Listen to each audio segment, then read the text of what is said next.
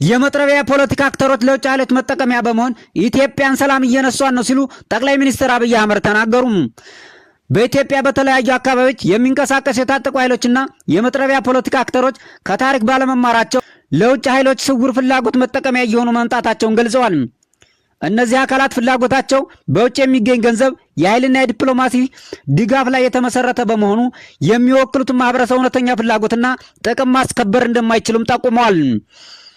ጠቅላይ ሚኒስትር አብይ አህመድ ለህዝብ ተወካዮች ምክር ቤት በሰጡት ማብራሪያ በትግራይ በአማራና በኦሮሚያ ክልሎች ታጣቂዎች በሚንቀሳቀሱባቸው አካባቢዎች እገታ፣ ዘረፋና ግድያ መበራከቱን በመጥቀስ ዜጎች በገዛ ቀያቸው ሰላምን እያጡ መሆናቸውን አስረድተዋል። ዜጎች ከተወለዱባቸው አካባቢ ይልቅ በሌሎች የሀገሪቱ ከተሞች የተሻለ ሰላም እየኖሩ መሆኑን በመግለጽ ከህዝብ ተነጥሎና ህዝብን በማስጨነቅ የሚካሄድ ትግል ዘላቂ መፍትሄ እንደማያመጣም አሳስበዋል። በሌላ በኩል የፕሪቶሪያ የሰላም ስምምነት በትግራይ ክልል ጊዜያዊ አስተዳደር ለመመስረት የዲዲአር መርሃ ግብር ለማስጀመርና መሰረታዊ አገልግሎችን ለመመለስ ከፍተኛ አስተዋጽኦ ማድረጉን ገልጸዋል።